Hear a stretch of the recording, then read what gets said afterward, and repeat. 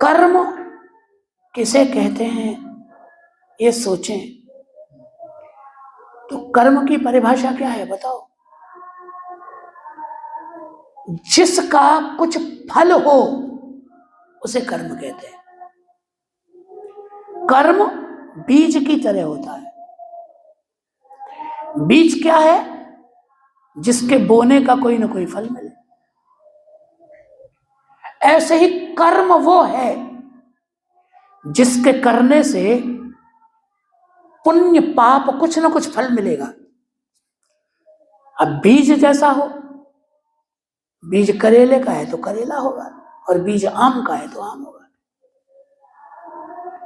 ऐसे कर्म यदि शुभ होगा तो उसका फल शुभ होगा, और कर्म यदि अशुद्ध है, अशुभ है, तो उसका फल अशुभ होगा। एक बात। दूसरी बात, कर्म बीज है, इसका अर्थ क्या हुआ कि बीज आज बोया तो फल आज ही मिल जाएगा क्या? बीज का स्वभाव है, बीज यदि आज बोया है तो उसे पकने में समय लगता है, अंकुरित होगा, वृक्ष बनेगा, पोषण होगा उसका, कालांतर में जाके उसका फल होगा।